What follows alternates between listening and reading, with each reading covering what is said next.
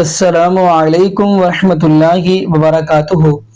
اعوذ باللہ من الشیطان الرجیم، بسم اللہ الرحمن الرحیم۔ الطلاق مرتان۔ جی ناظرین، آج ہم جس حوالے سے گفتگو کرنے جا رہے ہیں وہ یہ ہے طلاق۔ دیکھیں کہ آج اس معاشرے کے اندر یہ طلاق عام ہو چکی ہے، ذرا سی بات ہوتی ہے تو یہ جملہ بول دیا جاتا ہے۔ اور ناظرین، آیا کہ ایک مجلس کے اندر 3 مرتبہ طلاق کہنے کو تینوں شمار کیا جائے گا یا ایک شمار ہوگی؟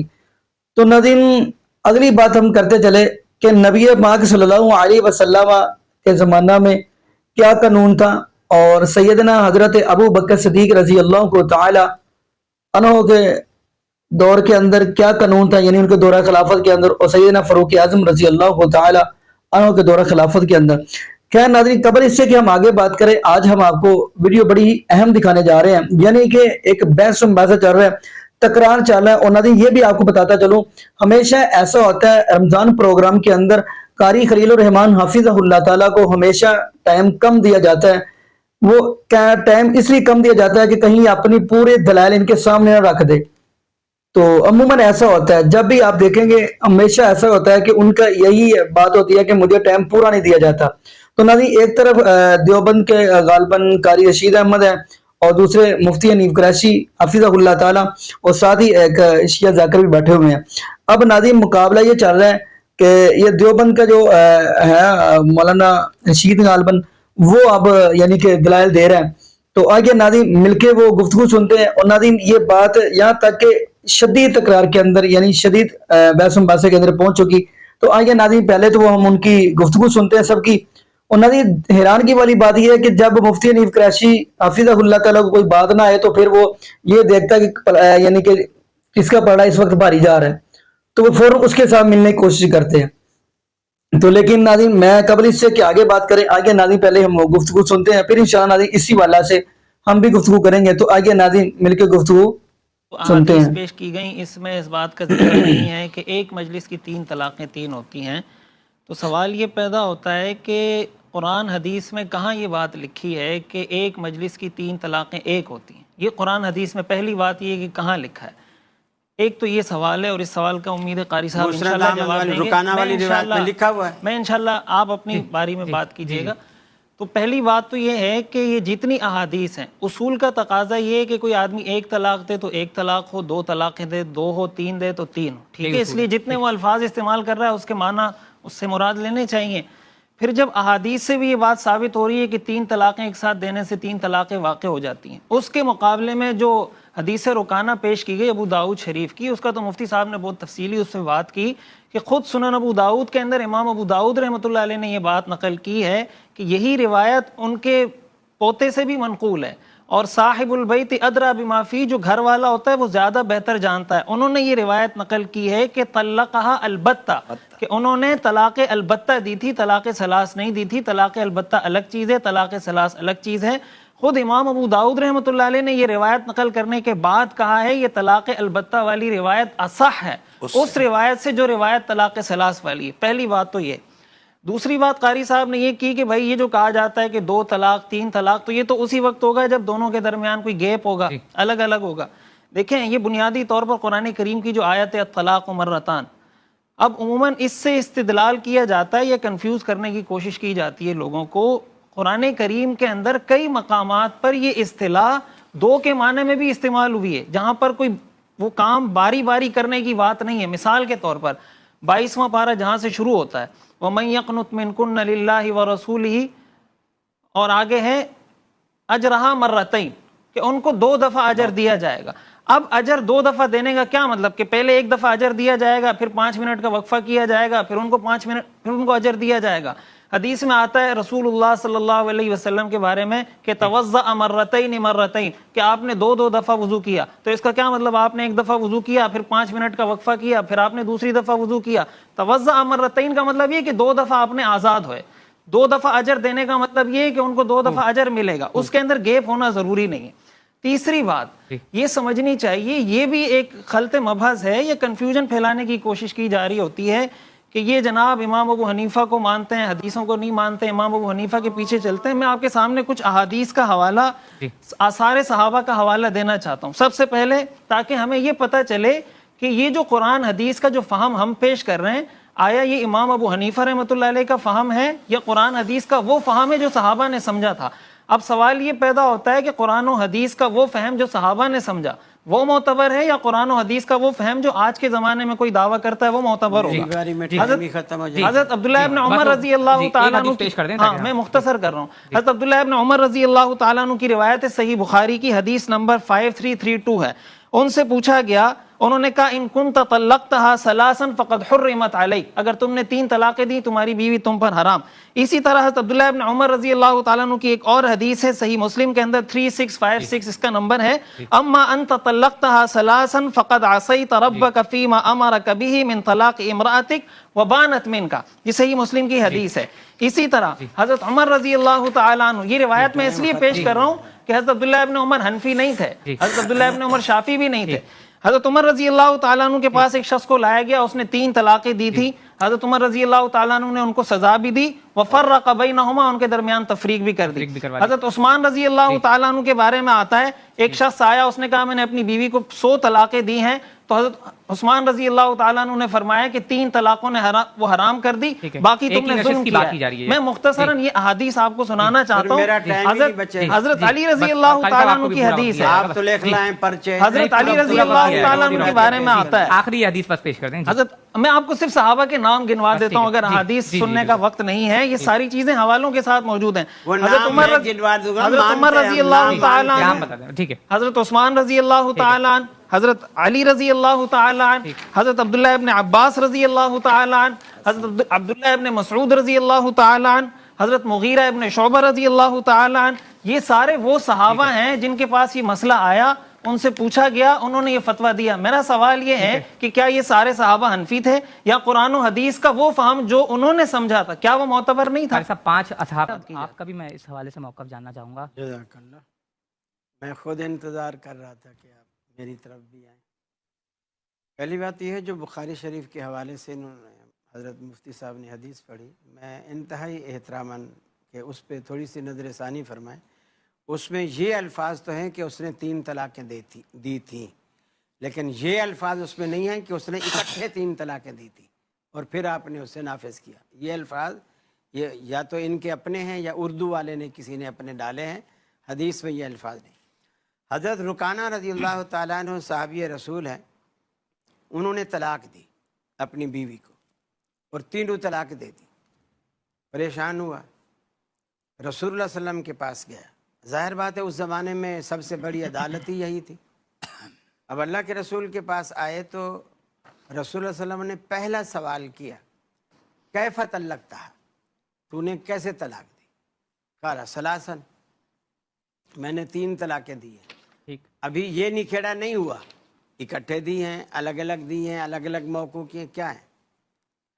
جب اس نے کہہ دیا ثلاثا تو اللہ کے رسول فوراً فرماتے کہ اب کچھ نہیں ہو سکتا، تو نے 3 طلاقیں دے دی ہیں، اب میرے پاس کیا لینے آیا ہے، یہ تو معاملہ تیرا پورا ختم ہو چکا ہے.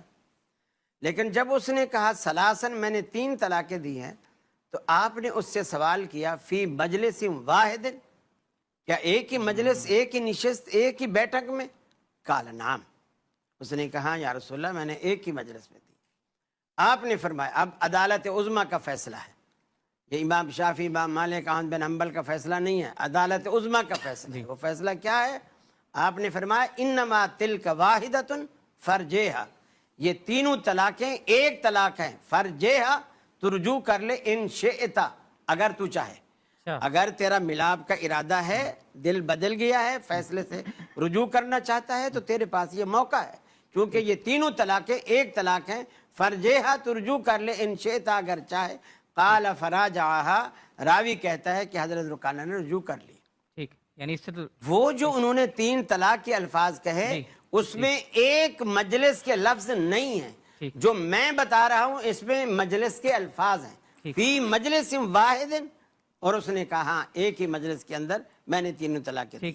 اور دوسرا یہ بھی کہ طلاق جو ہے اس کے لیے صرف طہر میں دینا کافی نہیں ہوتا، اس طہر میں دینا جس طہر میں اس نے صحبت نہ کی ہو.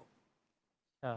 یعنی مثال کے طور پر ابھی پاک صاف ہوئی عورت، نہائی دھوئی، اب میں اگر طلاق کا ارادہ رکھتا ہوں تو یہ نہیں کہ چلو ابھی فائدہ بھی اٹھا لوں اور اس کے بعد میں طلاق بھی دے دوں، ایسا نہیں. اس طہر میں طلاق دے جس طہر میں اس نے ہم بستری نہیں کی، صحبت نہیں کی. بیچ میں بات وہ منقطع ہو گئی.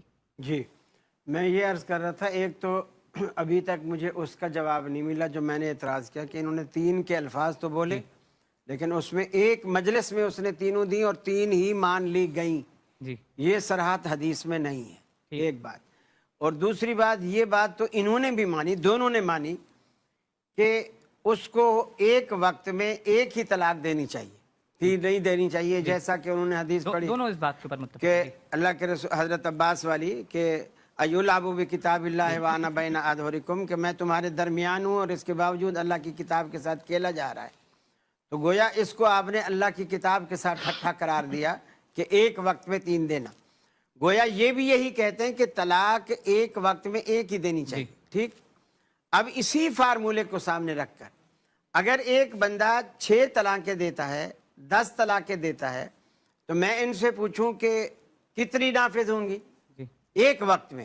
اگر کوئی 10 بولتا ہے تو یہ بولیں گے 3 نافذ ہوگی، جیسے انہوں نے 97 کی 100 کی مثال دی.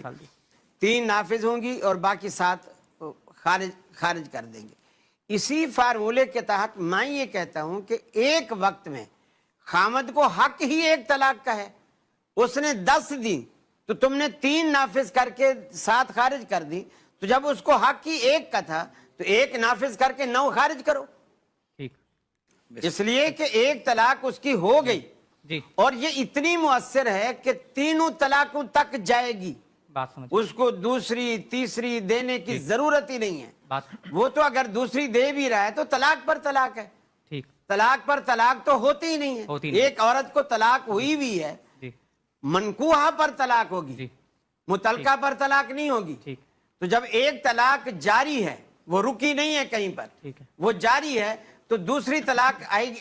مثلا ایک شخص سجدے میں ہے اور ایک شخص نے 5 منٹ کا سجدہ کیا، اٹھ کے بیٹھ گیا، جلسہ کیا، پھر 5 منٹ کا سجدہ کیا، دونوں نے 10 منٹ سجدے میں لگائے، اور ایک بندے نے 10 منٹ سجدہ ہی کیا، پورا 10 منٹ کیا، دوسرے نے 10 منٹ کیا لیکن بیچ میں اٹھا. 2 سجدے کس نے کیے؟ جو بیچ میں اٹھا. جب تک انقطاع نہیں آئے گا وہ ایک چیز جاری رہے گی. یہ 10 منٹ تک ہم کہیں گے بھلے 15 منٹ پڑا رہا، سجدہ اس نے ایک کیا. معتبر نہیں تھا. 5 اصحاب کا. سب سے بڑی خوشی کی بات تو یہ ہے انہوں نے آج یہ اپنی زبان سے کہا کوئی صحابی حنفی نہیں تھا. یہ بات میں بھی کہتا ہوں، کوئی صحابی. اب آپ چپ رہے ہیں اپنی باری. انہوں نے خود کہا اپنے بارے میں، تو اب چبھن کیسی؟ خود کہا تو اب برداشت کرو. اور دوسری بات یہ ہے کہ اپنی ساری باتوں کو حدیث کے مطابق کہہ دیا، میری باتوں کو سارا عقل کے اوپر لا کے وہ سارا کچھ ختم.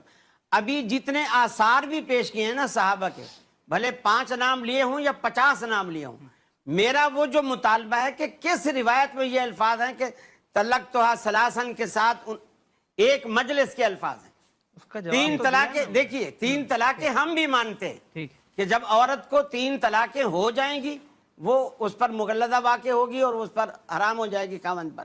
لیکن 3 کہتے کس کو ہیں؟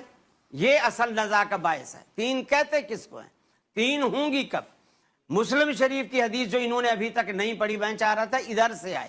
حضرت عبداللہ بن عباس رضی اللہ تعالیٰ عنہ بیان کرتے ہیں، وہ کہتے ہیں رسول اللہ صلی اللہ علیہ وسلم کے زمانے میں، ابو بکر صدیق کے زمانے میں اور حضرت عمر فاروق رضی اللہ تعالیٰ عنہ کے ابتدائی 2 یا 3 سال تک ایک وقت کی 3 طلاقوں کو ایک مانا جاتا تھا مسلم شریف میں. اب اگر آپ موبائل میں وہ حدیث نکال لیں تو آپ اس کو دیکھ لیں، یہ حدیث ہے.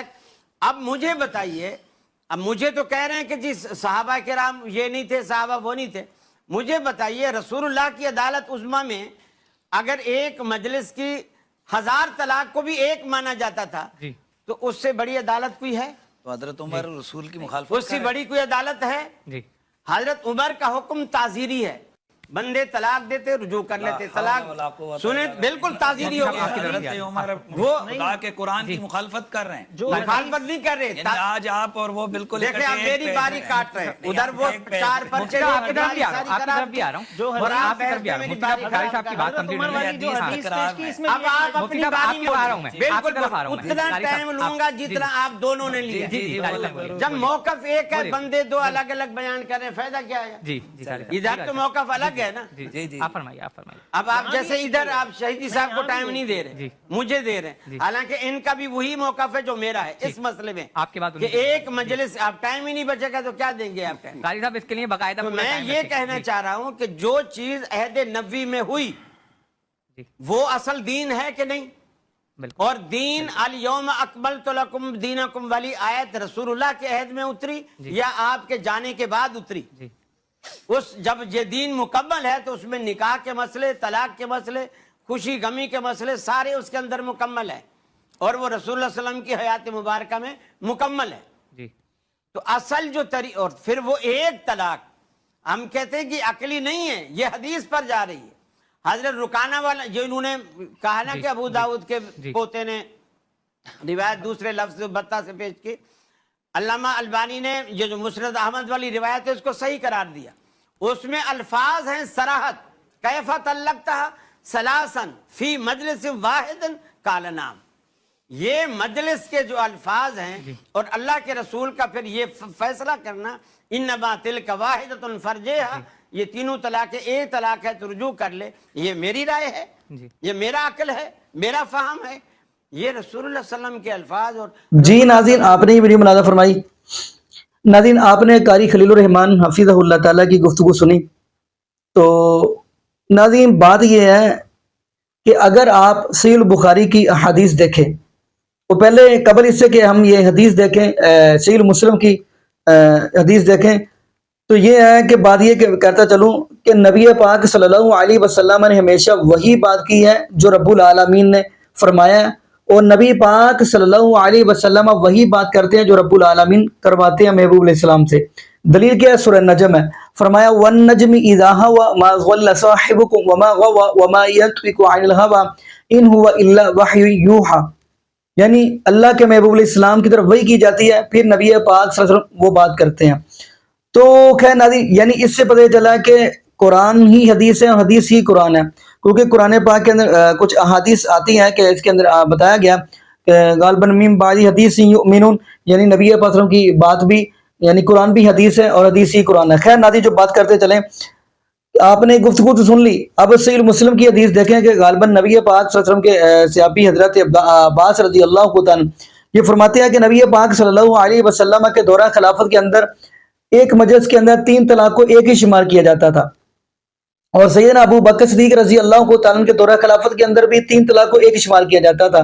پھر حضرت عمر ابن خطاب رضی اللہ تعالیٰ کے غالباً پہلے جو 2 سال غالباً یا 4 سال ان کے اندر, یہ صحیح مسلم کی حدیث ہے. تو ناظرین پہلے جو 2 سال غالباً تو ان کے اندر 3 طلاق کو ایک ہی شمار کیا جاتا ہے. بعد میں حضرت عمر ابن خطاب رضی اللہ عنہ نے یہ بات کہی کہ لوگوں نے یہ عام پکڑ لیا, ذرا سی بات ہوتی ہے جملہ کہہ دیا تو وہ سزا کے طور پر انہوں نے کہہ دیا. اب ناظرین اگلی بات کرتے چلیں, جیسا کہ آپ نے دیوبندی عالم دین سنے تو ناظرین یعنی کہ انہوں نے کافی صحابہ کے احوال یعنی فتوے دیے ہیں, بتائے ہیں. ناظرین میں ایک ہی حدیث پڑھوں گا یہاں پہ, سنن ابو داؤد کی حدیث ہے اور یہ کتاب الحج کے اندر آپ کو حدیث مل جائے گی سنن ابو داؤد کے اندر. ناظرین ایک طرف نبی پاک صلی اللہ علیہ وسلم کا فرمان ہو اور ایک طرف نبی پاک صلی اللہ علیہ وسلم کے صحابی کی بات ہو. میں دوبارہ بات کہتا چلوں, ایک طرف نبی پاک صلی اللہ علیہ وسلم کی بات ہو اور دوسری طرف نبی پاک صلی اللہ علیہ وسلم کے صحابی کی بات ہو, تو بات کون سی لیں گے یہ ہم پوچھیں گے. نبی پاک صلی اللہ علیہ وسلم کے صحابی حضرت عمر بن خطاب رضی اللہ عنہ کے بیٹے حضرت عبداللہ بن عمر رضی اللہ تعالیٰ عنہ سے. یہ ہے جو سنن ابو داؤد کتاب الحج کے اندر یہ حدیث مل جائے گی. اور شام سے آنے والا ایک بندہ آیا اور آ کر اس نے عبداللہ بن عمر رضی اللہ تعالیٰ سے آ کر انہوں نے بات کی کہ میں آیا کہ حج تمتع کیا جاتا ہے, جیسے کیا جا سکتا ہے. تو حج تمتع مثلا بندہ عمرہ کرنے گیا تو عمرے کے حج کے ایام شروع ہے تو ساتھ حج کا بھی احرام باندھ لیا. اس بندے نے آ کے یہ سوال کیا آیا کہ حج تمتع کیا جا سکتا ہے؟ حضرت عبداللہ بن عمر رضی اللہ عنہ فرمایا کہ جی بالکل کرنا چاہیے. اب وہ بندہ کیا کہتا ہے عبداللہ بن عمر رضی اللہ تعالیٰ عنہ سے یہ بات بندہ کہنے لگا کہ آپ کے ابو حضرت عمر بن خطاب رضی اللہ تعالیٰ فرماتے ہیں کہ نہیں کرنا چاہیے.